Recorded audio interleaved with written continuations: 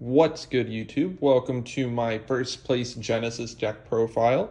I brought Branded Dracotail this weekend to a locals tournament. I ended up going undefeated.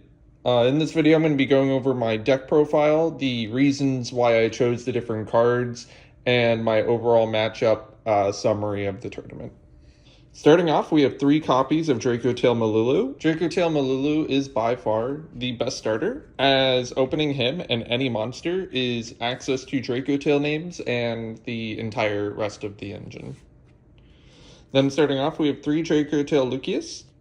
Lucius isn't as good without Phimena, who's worth 30 points. Malulu's worth 5 each, so that's already 15 points.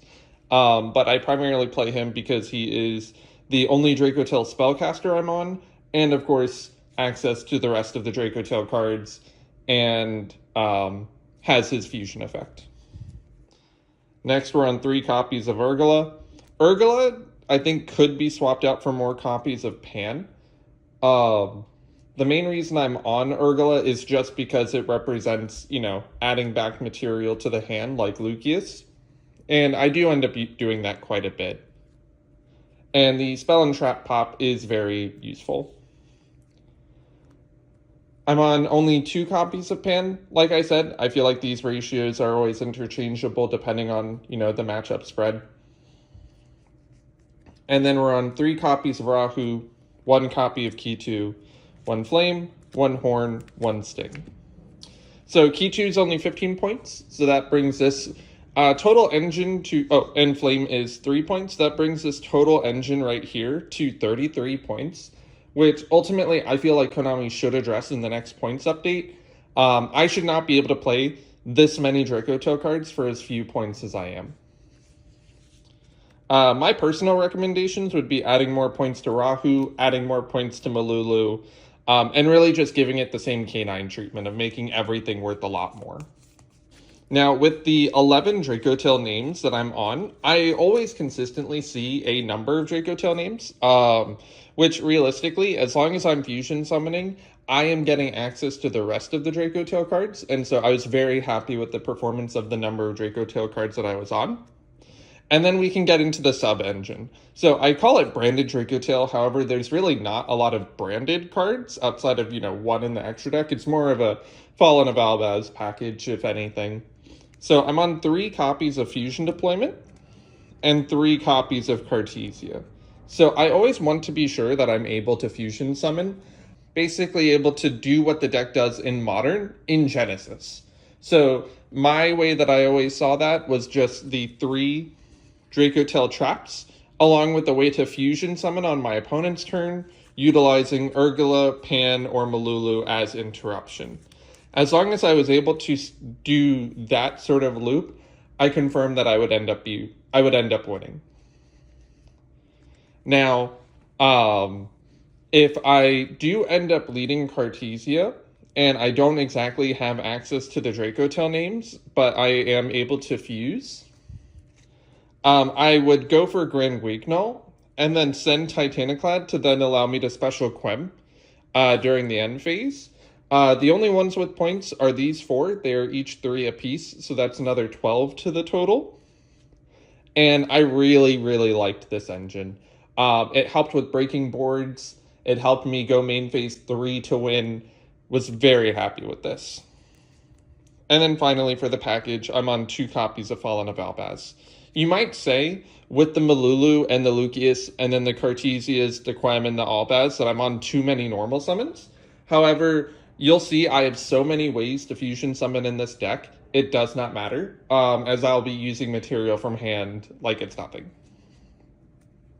Also, using Fallen of Albaz as a board breaker came in handy very much during this tournament. Being able to lead fusion deployment, summon Fallen of Albaz to try and out my opponent's board before even committing to my Dracotail combo was very, very useful.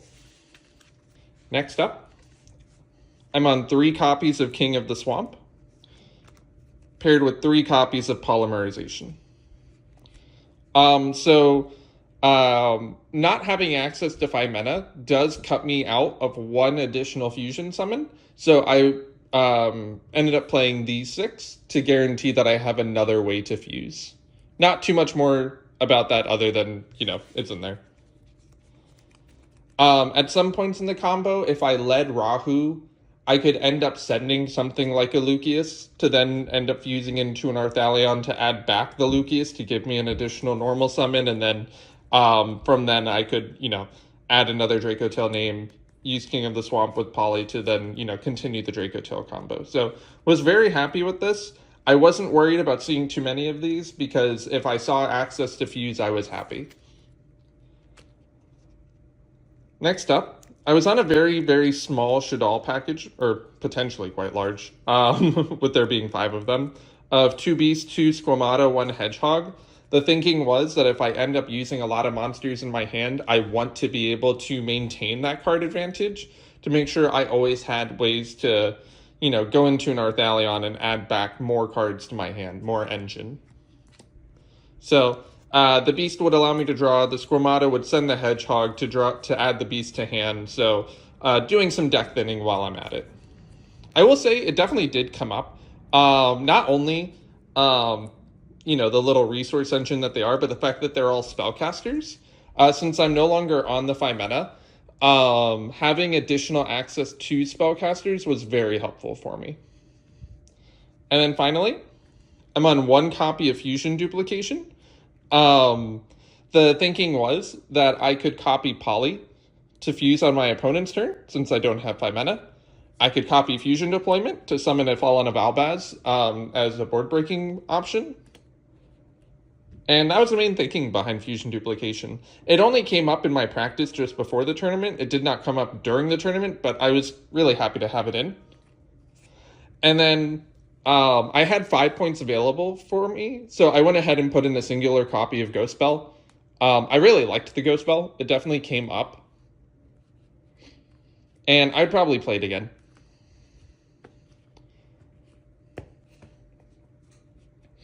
Finally, we have the extra deck. So the extra deck is where the rest of the points to the deck went. Arthalion is worth, I believe, 20 points. I can only afford to play 1, so I only do play the 1. But I still need more Dracotail names, so I'm on 2 Gulamel. Now, it was awkward at times only having 1 Arthalion, and so what I would often end up doing sometimes is using Horn to actually bounce my Arthalion, so then I could end up fusing into it again later in that turn. So I was really happy with the Arthalion. I would, of course, be happy to be able to play more than 1, but you can get around it quite easily. The only weird thing about Gulamel is it is a level 7, and so my Cartesia was not always able to fusion into it when I wanted to go into a Dracotail name, especially Gulamel. However, I ended up being able to play around it mostly. The main fusion that I would end up doing actually on my turn 1 combo would be to go to Gulamel first, and then later go into Arthalion, since I valued Arthalion a lot more. Next, we're on 2 copies of Grand Guignol. The main reason for playing 2 is because if I end up using Cartesia on the first turn to fuse and I later draw a fusion deployment, I wanted to have the option of having a second one to reveal. And utilizing its effect, the fact that it is more than just, send from extra deck to grave, but that it's also interruption to summon a Despia monster is the main reason that I'm on 2. It never actually even came up outside of me summoning it once. However, I think I would still stay on 2 in the future. Next, to send off of the Grand Guignol to summon the Quem, I'm on 1 copy of Titaniclan. I am on 1 copy of the Dragon That Devours the Dogma. This is worth 5 points, and so I was definitely on it. It turns Fallen of Albaz into an absolutely busted board breaker, as now it's getting rid of 2 of my opponent's cards. And on summon, we'll put back my material, so I could put back Gulamels and Arthalions. Then we're on 1 Albion the Branded Dragon. Never actually came up. I'm still going to be on it just because it confused with the Light Monster. And then 1 Lubellion. Lubellion requires 1 Dark Monster plus Fallen of Albaz. Every other Albaz fusion says Albaz plus the material. Lubellion says Dark plus Fallen of Albaz, and that bothers me so much. We're on 1 Perskenian to summon off of the Grand Guignol. And then as far as the generic materials go, or semi-generic, I would say, I'm on 1 Secretarion, 1 Mysterion, a Borreload Furious Dragon, a Chaos Star Source Dragon, and 1 Filio Regis. Filio Regis is worth 10 points and is worth considering cutting, just so I can get 10 points in, other things. I might want to go for more hand traps instead, as I never end up summoning her, but I like having her as an option to summon. And that's the 15 card extra. Now, I did not have a side deck. I built this deck the morning of the event and felt like the main deck was so perfect, I did not need a side deck. So I did not side any of my matches, but it still ended up being okay. The only things I was considering was a copy of Millenniumize Restrict. As I'm on King of the Swamp, I could replace the Relinquished requirement. And I felt like this being able to stop hand traps, being able to stop my opponent's monsters and take them away was going to be a very valuable option. However, I ultimately did not go with it, only because Cartesia cannot summon the Millenniumize Restrict. If Cartesia was able to, I would play it. And then to give me access to more ways to fuse, if I wanted to do something like just cut the non-engine altogether like Bell, I considered Dark End Evaporation Dragon as well. However, I believe it's not a quick effect. And it can only summon dragons. So that's the main reason I ended up not playing it. Now, what I'm going to do is I'm going to shuffle up and show what the average hand kind of looks like. Hopefully it'll be not a brick. Just so you can get an idea of what it's like to draw sort of a couple Dracotail names, a couple ways to fuse, and be able to win. While I do this, I'm going to go ahead and tell you a little bit about my matchups. My round 1 matchup was against Blue Eyes. I was surprised to see Blue Eyes in Genesys, as it is pointed so heavily, so unjustifiably. Melody of Awakening Dragon is a discard that searches Blue Eyes White Dragon and Blue Eyes Alternative White Dragon. Chaos Max 2 and I think Jet, but also, there's no reason for Melody to be pointed nearly as high as it is. He was also on a couple Primite cards. Drill Beam is a scary card. However, Drill Beam is a once per turn. And so I played around his Spirit Negate, and then 1 Drill Beam wasn't enough to stop my ways to fuse, and so I won game 1. Unfortunately for him, game 2 he bricked in Blue Eyes. Not too surprising, but rather unfortunate. Round 2 was against Voiceless Voice. I broke the board and won game 1. I ended up losing in game 2. I drew literally 2 Albaz, a Quem, and I want to say a Beast and a Trap. And going second up against Voiceless Voice, I just couldn't break the board and not enough ways to fusion.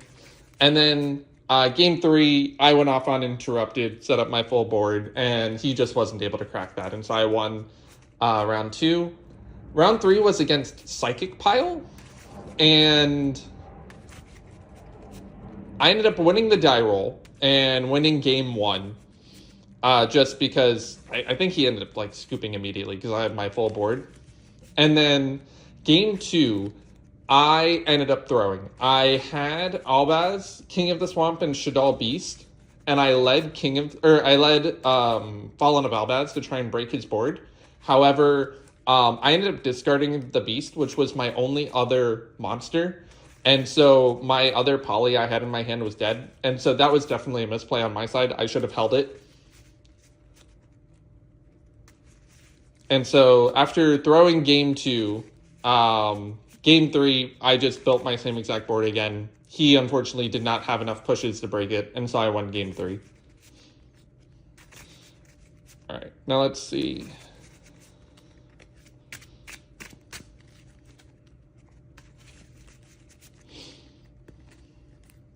We'll do a couple cuts. And let's see an opening hand.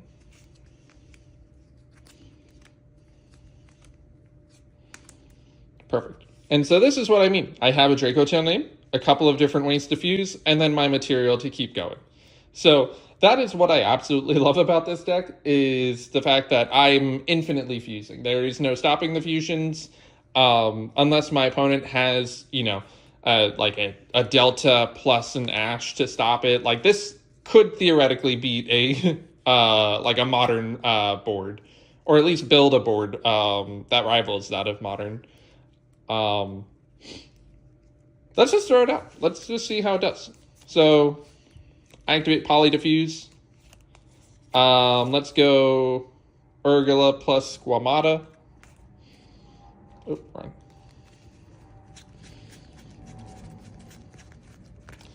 We summon Gulamel. And then this is where going second, what I would like to do, actually. Obviously, I'd be +1 card. King of Swamp, even better.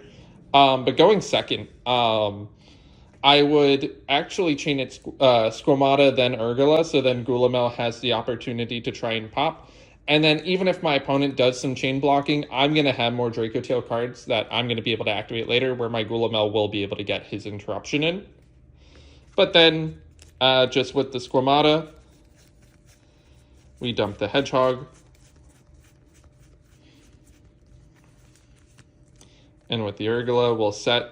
I already have access to Rahu, so I'll go ahead and set Kitu. Wherever it is.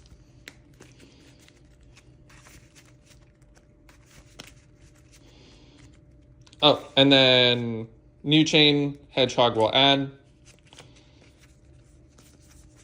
So we'll just add another beast. Theoretically, though, actually, since I can only use one anyway, I'll actually add the other Hedgehog. Or the other Squamata. Just to get some deck thinning done. And then now what we can do is we can flip up the Kitu, add Malulu,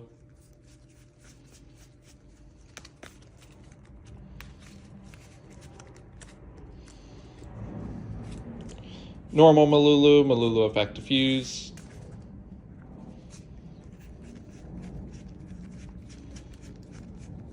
go Arthalion, and then here we can, Arthalion to add back 2. We'll probably add back or just a 1. So we'll add back the Malulu, and then we'll trigger Beast to draw, and then Malulu to set. So with the Malulu, we would definitely set. Obviously, if you know what your opponent's going against, you know what you should set first, but I just like setting Flame first. And then Beast will give me a draw.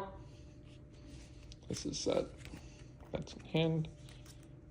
And Fallen of Abyss. So this is exactly what I mean about the board that you end up being is like unbreakable for most players, because then I can Rahu send a Lucius or a Pan or something and then get the other trap set. And then normally this is too hard for my opponents to break. If I didn't have like the Squamata in hand, you might do something like leave the Malulu up so then you can have the negate live for your opponent's turn as well. But I really like this deck, and I'll probably be bringing it short of a points update that ends up killing it. But yeah, this was my deck, Branded Dracotail, more like Fallen of Albaz Dracotail. But let me know if you think of any other suggestions on ways that I can make the deck better. Like, comment, subscribe, and have a good rest of your day.